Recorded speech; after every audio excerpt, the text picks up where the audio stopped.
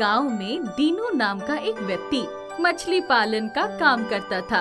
उसने एक तालाब में बहुत सी मछलियां पाली हुई थी। कुछ समय बाद दीनू देखता है कि उसकी मछलियां एक एक करके मर रही हैं। हे प्रभु, ये क्या हो रहा है? इतनी सारी मछलियां कैसे मर गई? अब मैं क्या करूंगा? मेरी सारी मछलियां मर गई। दीनू तालाब के पास बैठा रो रहा होता है कि तभी एक परी जो वहाँ से गुजर रही थी, उसके कानों में दीनू के रोने की आवाज आती है। अरे, ये किसके रोने की आवाज आ रही है? लगता है कोई मुसीबत में है, चलकर देखना चाहिए। परी एक पेड़ की ओट से देखती है। ओहो, ये क्या हुआ? इतनी सारी मछलियाँ कैसे मर गई? चलकर उस व्यक्ति से पूछना चाहिए। परी वेश बदलकर दीनू के पास आती है। क्या हुआ भाई साहब, आप ऐसे रो क्यों रहे हैं? क्या बताऊं बहन, मैंने इस तालाब में मछलियां पाली थी। सोच रहा था इन्हीं मछलियों का पालन करके मैं अपना गुजारा कर लूंगा, लेकिन ना जाने मेरी मछलियों को क्या हुआ। इतनी सारी मछलियां एक साथ कैसे मर गई। परी को दीनू पर बहुत दया आती है और वो उसकी मदद करने का निर्णय लेती है, जिसके बाद वो अपने असली रूप में आती है। भाई, मैं एक परी हूँ। यहाँ से गुजरते समय मैंने तुम्हारे रोने की आवाज सुनी। तुम्हारी बात सुनकर मैंने तुम्हारी सहायता करने का निर्णय लिया है। तुम चिंता मत करो, मैं अभी तालाब के अंदर जाके देखती हूँ कि आखिर मछलियों को क्या हुआ है। आपका बहुत बहुत धन्यवाद परी बहन। परी तालाब के अंदर जाती है और देखती है कि तालाब के अंदर भी बहुत सारी मछलियाँ मरी पड़ी है। तभी उसकी नजर तालाब के गहराई में एक कोने में जाती है। वहाँ से कुछ आवाजें आ रही थी, जैसे कोई किसी को मार रहा हो।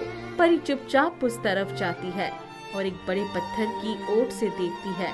वो देखती है कुछ ऑक्टोपस मछलियों के बड़े झुंड को बेरहमी से मार रहे थे और जोर जोर से हंस रहे थे। ये तालाब में ऑक्टोपस कहाँ से आ गए और ये इस तरह इन बेचारी छोटी छोटी मछलियों को क्यों मार रहे हैं? तभी वो देखती है वहाँ एक बड़ा सा ऑक्टोपस आता है, जो अन्य ऑक्टोपस से बहुत बड़ा होता है। वाह, क्या बात है! आज तो इतनी मछलियाँ एक साथ जाल में फंसी हैं। आज तो मजा आ जाएगा। ऑक्टोपस उन मछलियों को तड़पते हुए मरता छोड़कर वहाँ से चला जाता है। परी चुपचाप उस ऑक्टोपस के पीछे पीछे जाती है तो वो देखती है ऑक्टोपस पानी में बनी एक बड़ी सी गुफा में जाता है। वो गुफा कुछ दूर जाके समुद्र से मिल रही थी। ओह, तो अब समझ आया, ये विशालकाय ऑक्टोपस यहाँ आया कैसे? ये तालाब समुद्र से जाके मिल रहा है और ऑक्टोपस इसी गुफा के रास्ते तालाब में घुस आए हैं। परी ऑक्टोपस का पीछा करते करते समुद्र में बने एक खंडहर में आ जाती है। वहाँ जाके देखती है कि ऑक्टोपस ने एक जल परी को बंदी बनाकर रखा है और वो उसे बहुत प्रताड़ित कर रहा है। ऐसी हो मेरी रानी, तुमने मेरी बात नहीं मानी ना? अब देखो, उसका अंजाम तुम्हारी छोटी छोटी मछलियों को भुगतना पड़ेगा। अगर तुम मुझसे शादी कर लेती तो मैं तुम्हें अपनी रानी बनाकर रखता और ये छोटी छोटी मछलियाँ यहाँ आराम से खेलती। तेरे से शादी करने से अच्छा मैं मर जाना पसंद करूंगी। तेरे जैसा जल्लाद मैंने कभी नहीं देखा। इन मासूम मछलियों को मारकर तुझे क्या मिलेगा? मैं तुझसे शादी कभी नहीं करूंगी, चाहे तुम मुझे भी मार दे। तेरी ये इच्छा मैं जल्दी पूरी करूंगा। ऐसा कहकर ऑक्टोपस वहाँ बंधे एक जाल की तरफ जाता है, जिसमें बहुत सी मछलियाँ फंसी होती है और वो उन सब को मार देता है। जल परी और परी ये सब देखकर बहुत दुखी होते हैं और ऑक्टोपस जोर जोर से हंसता हुआ वहाँ से चला जाता है। ऑक्टोपस के जाने के बाद परी जल परी के पास जाती है। तुम जल परी हो? मैं भी एक परी हूँ, लेकिन केवल जल की परी नहीं। मैंने देखा ये ऑक्टोपस सब मछलियों और तुम पर कैसे है। और जल परी अपनी मछलियों से मिलकर बहुत खुश होती है। धन्यवाद प्यारी परी, तुमने हम सबको बचा लिया। तुम बहुत बहादुर हो, मैं हमेशा तुम्हारी आभारी रहूंगी।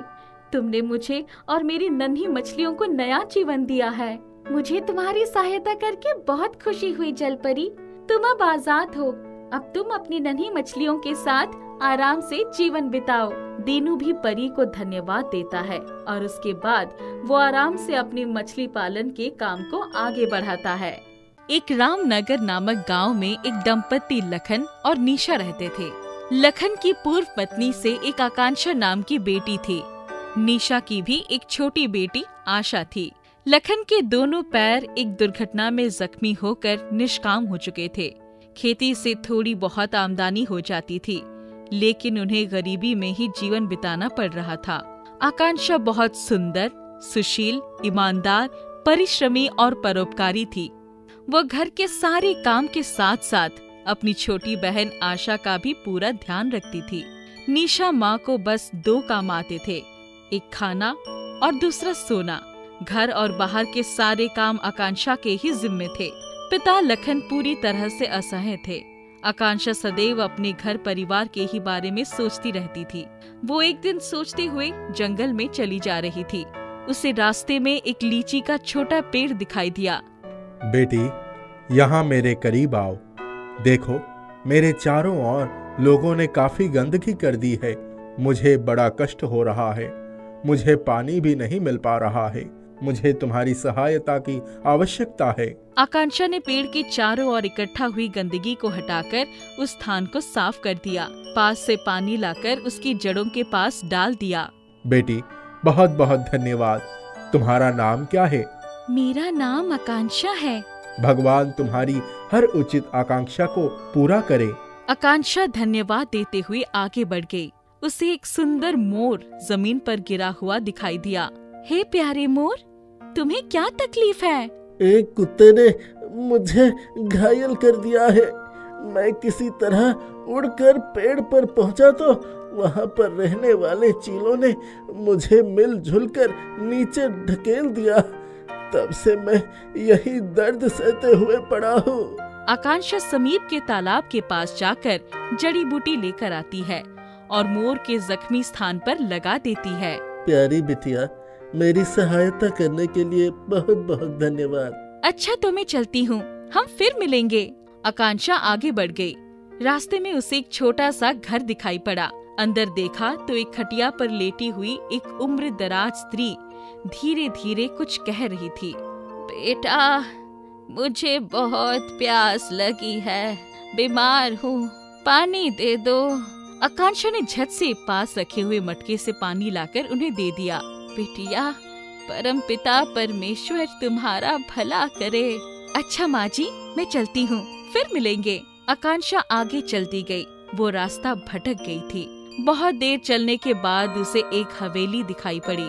उसने हवेली के अंदर झांका तो वहाँ कोई नहीं था। उसे एक मधुर आवाज सुनाई पड़ी। आओ आओ, अंदर चली आओ। आकांक्षा ने ध्यान से देखा तो वो एक सुंदर परी के सामने खड़ी थी। तुम्हारा नाम क्या है?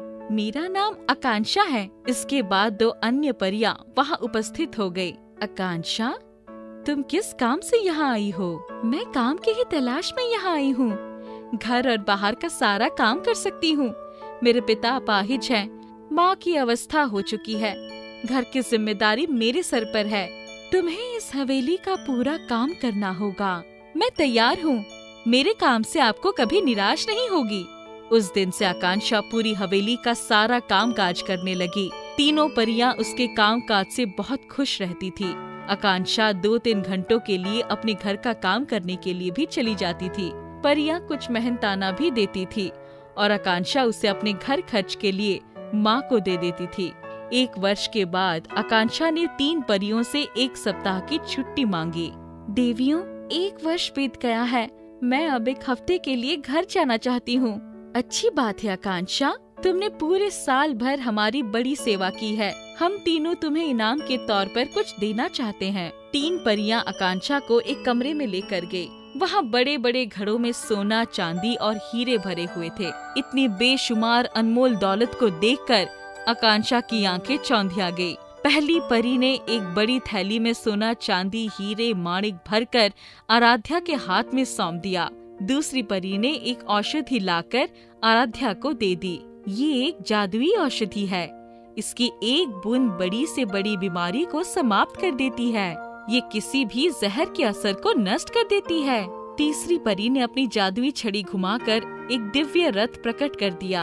आकांक्षा, इस रथ पर सवार हो जाओ। 1 सप्ताह के बाद लौट कर आ जाना। अब तो हम तुम्हें अपना ही मानते हैं।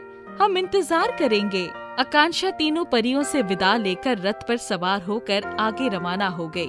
वो रास्ते में उम्रदराज स्त्री के घर पहुंच गई। प्रणाम माँ जी, मैं आपके लिए एक औषधि लेकर आई हूँ। झट से अपना मुंह खोलिए। आकांक्षा ने दिव्य औषधि की 2 बूंद उन्हें पहले पिला दी। ये तो कमाल हो गया। मेरे शरीर में नई शक्ति का संचार हो गया। बेटी, मेरी बीमारी और कमजोरी भाग गई। तुमने तो मुझे नया जीवन दे दिया। ये लो, मैं तुम्हें एक चमत्कारी ताबीज देती हूँ। इस ताबीज के रहते कोई भी मुसीबत तुम्हारा कुछ नहीं बिगाड़ पाएगी। वो आगे बढ़ी, तब सरोवर के तट पर वही मोर मिल गया जिसका उसने उपचार किया था। मोर ने सरोवर के पास रखी हुई एक पोटली लाकर आराध्या को दे दी। प्यारी आकांक्षा, ये लो, ये मोतियों से भरी थैली मैंने तुम्हारे लिए ही रखी है। बहुत बहुत धन्यवाद। अच्छा, तो मैं चलती हूँ। आकांक्षा रथ पर बैठकर आगे चली गई। आगे जाकर उसने देखा कि वही लीची का पेड़ बड़े सुंदर मीठे फलों से लदा हुआ था। मेरी प्यारी आकांक्षा, आओ, मेरे मीठे मीठे फल को खाओ। रसीली मीठी लीचियों से रथ भर गया। बहुत बहुत धन्यवाद। चलती हूँ, फिर मिलेंगे। आकांक्षा रात को आगे बढ़ाते हुए अपने घर पहुँच गई। विराट पर इतने धन, वैभव और फल को देखकर उसके पिता लखन फूले नहीं समाये। सौतेली माँ की आंखें फटी की फटी रह गई। आकांक्षा बिटिया, इतनी सारी धन दौलत और ये रथ सब कुछ तुम्हें कैसे मिला? आकांक्षा ने सारी कहानी सुना दी। बाबूजी, आपको मैं एक औषधि पिलाना चाहती हूँ, ये पी लीजिए। आकांक्षा ने दिव्य औषधि की 2 बूंद अपने पिता को पिलाई और चमत्कार हुआ। वो अपने दोनों पैरों में खड़े हो गए। इसके बाद चलने लगे। अरे बिटिया, दवा के जादू ने तो मुझे ठीक कर दिया। मैं चल सकता हूँ। ये तो कमाल हो गया।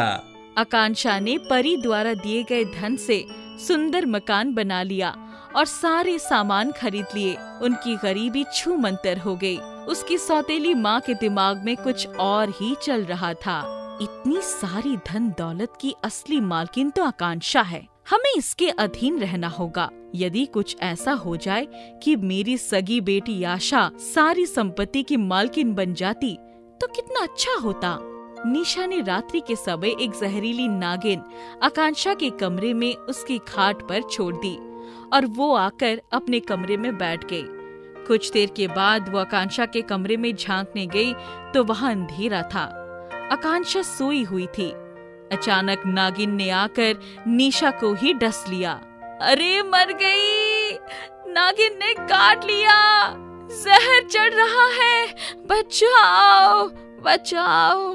निशा के पति लखन, आकांक्षा और आशा वहाँ पर आ गए। आकांक्षा दौड़ कर गई और उसने दिव्य औषधि लाकर तुरंत निशा को पिला दिया।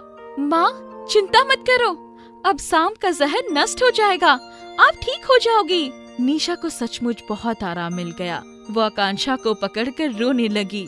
बिटिया, तुम मेरी सगी बेटी से भी बढ़कर हो। मैं बहुत बड़ी पापी हूँ। अच्छा होता कि मैं मर जाती, मेरी वही सजा थी। मैं तो माफी के काबिल भी नहीं हूँ। ऐसा मत कहिए माँ, पिछली बातों को भूल जाइए। अब तो भगवान ने हमारे लिए सब कुछ अच्छा कर दिया है। अब हमें खुशी खुशी रहना है। लखन ने अपनी बेटी आकांक्षा को गले से लगा लिया। बिटिया ने उनकी सारी आकांक्षा को पूरा कर दिया था। वे सभी मिलजुल कर प्यार से रहने लगे। एक रिजवानपुर नाम का राज्य था। वहाँ के राजकुमार का नाम महेंद्र सिंह था। एक बार की बात है, महारानी दुर्गावती राजकुमार की माँ की तबीयत बहुत खराब हो जाती है। राजकुमार सबसे प्रसिद्ध वैद्य को बुलाते हैं। वैद्य महारानी की जांच करने के बाद राजकुमार महेंद्र सिंह से कहता है कि अब महारानी नहीं बच पाएंगी। राजकुमार वैद्य से कोई उपाय के बारे में पूछता है जिससे उसकी माँ बच पाए।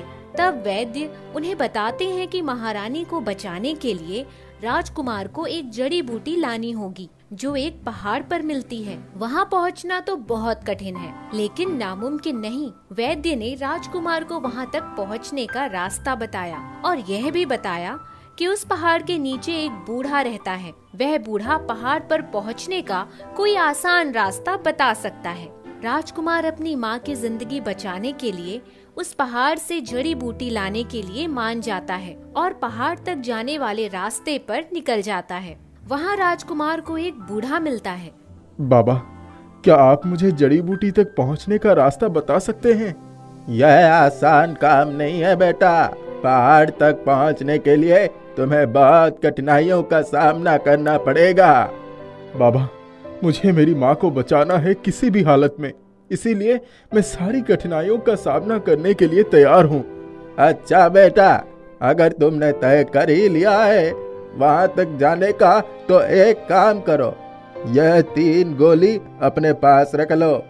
रास्ते में जब भी तुम्हें वहां तक पहुंचने में अड़चन आएगी, वहां तुम यह गोली इस्तेमाल कर सकते हो। बहुत बहुत धन्यवाद आपका, अब मैं चलता हूँ। बेटा सुनो, अगर तुम पहाड़ी रास्ते से जाओगे तो तुम्हें बहुत समय लगेगा और तुम वहां तक पहुंच भी नहीं पाओगे। मैं तुम्हें एक उपाय बताता हूँ। मेरी गुफा के अंदर एक अलमारी है, तुम उस अलमारी को खोलना। उसे खोलते ही तुम्हें एक सुरंग दिखेगा। उसी सुरंग के सहारे तुम पहाड़ के बीचों बीच पहुंच जाओगे और रास्ता जल्दी तय कर पाओगे। ठीक है। महेंद्र सिंह 3 गोलियां लेकर सुरंग के अंदर चला जाता है। सुरंग के अंदर जाते ही कुछ देर चलने के बाद वह पहाड़ के बीचों बीच पहुंच जाता है। जब वहां आता है तो देखता है कि एक बड़ा सा भालू वहां खड़ा है। भालू से बचने के लिए वह वहां से भागने लगता है। जब भालू उसके बिल्कुल करीब आ जाता है तो महेंद्र सिंह बूढ़े की दी हुई एक गोली उसे खिला देता है। गोली खाते ही भालू वहाँ से चुपचाप चला जाता है। राजकुमार को जड़ी बूटी मिल गई। वह जड़ी बूटी को एक डिब्बे में डाल देता है और उसे लेकर जाने लगता है। लेकिन जब वह जा रहा था तभी वह पहाड़ से फिसलने लगता है। फिसलते फिसलते राजकुमार से वह जड़ी बूटी वाला डिब्बा छूट जाता है। राजकुमार तुरंत एक गोली निकालता है और उसे खा लेता है। गोली खाते ही उसका पहाड़ से फिसलना रुक जाता है। तब राजकुमार को होश आता है तो वो जड़ी बूटी वाला डिब्बा खोजने निकलता है। जड़ी बूटी की सुगंध से वह जड़ी बूटी तक पहुंच जाता है, लेकिन उस तक पहुंचकर देखता है कि वह जड़ी बूटी का डिब्बा एक शेर के पास है। ये डब्बा मेरा है, कृपया मुझे दे दो। नहीं, ये मैं तुम्हें नहीं देने वाला। मेरी माँ की तबीयत खराब है, उनको बचाने के लिए मुझे ये जड़ी बूटी चाहिए। मैं एक श्रापित परी हूँ। मैं ही वो भालू था जिसका तुमने इससे पहले सामना किया था। जब तुमने मुझे उस वक्त गोली खिलाई थी तब मैं कुछ समय के लिए अपने असली परी रूप में आ गया था। मुझे ऐसा लग रहा है कि तुम मुझे बचा सकते हो और नया जीवन दे सकते हो। क्या तुम मेरी मदद करोगे? क्या करना होगा मुझे? ये हमारे सामने जो घर दिख रहा है, उस घर में एक चुड़ैल रहती है। अगर तुम उस चुड़ैल को मार पाओगे तो मैं श्राप मुक्त हो जाऊंगा और मुझे मेरा रूप मिल जाएगा। अगर तुमने ऐसा कर दिया तो मैं तुम्हें जड़ी बूटी दे दूंगी, नहीं तो नहीं। राजकुमार को किसी भी हालत में जड़ी बूटी चाहिए था, इसीलिए उसने शेर की बात मान ली और वो चुड़ैल के पास जाने लगा। चुड़ैल ने जैसे ही देखा कि एक खूबसूरत आदमी उसके घर की ओर आ रहा है, वैसे ही उसने अपना भेष बदल लिया और अब वो सुंदर नारी बन जाती है। आओ आओ, तुम आ ही गए। मैं कई बरसों से तुम्हारा इंतजार कर रही थी कि कोई आएगा और मुझसे शादी करेगा। वह तुम ही हो जिसका मुझे इंतजार था। राजकुमार समझ जाता है कि चुड़ैल उससे क्या चाह रही है। राजकुमार को अंतिम गोली याद आती है। हाँ, तुम बिल्कुल सही सोच रही हो, मैं इसलिए आया हूँ। लो, ये लो। यह क्या है? ये एक गोली है, इसे खा लो। इससे हमारा रिश्ता और भी मजबूत होगा। क्या सच में? वाह, लाओ लाओ, मुझे जल्दी दो। चुड़ैल गोली खा लेती है। शेर ने बताया था कि चुड़ैल को आग से डर लगता है। यह बात राजकुमार को याद थी। अच्छा, तो अब इंतजार किस बात का? चलो जल्दी से शादी कर लेते हैं। चुड़ैल भी शादी करने के लिए तैयार हो जाती है। जब वो 2-3 फेरे ले लेते हैं तभी राजकुमार चुड़ैल को आग में धक्का दे देता है। बचाओ मुझे, बचाओ। चुड़ैल की आग में जाते ही शेर एक सुंदर सी परी में बदल जाता है। तुमने तो मुझे श्राप से मुक्त करवा दिया। वाह, यह लो तुम्हारी जड़ी बूटी, और चिंता करने की कोई जरूरत नहीं, मैं खुद तुम्हें तुम्हारी माँ तक पहुँचा दूंगी। परी अपनी छड़ी निकालती है और राजकुमार का हाथ पकड़ती है। एक बार छड़ी घुमाते ही राजकुमार अपनी माँ के पास पहुँच जाता है। राजकुमार माँ को जड़ी बूटी देता है। जड़ी बूटी देते ही राजकुमार की माँ की तबीयत ठीक हो जाती है और वह बिल्कुल स्वस्थ हो जाती है। राजकुमार बहुत खुश होता है और अब सब कुछ अच्छे से चलने लगता है।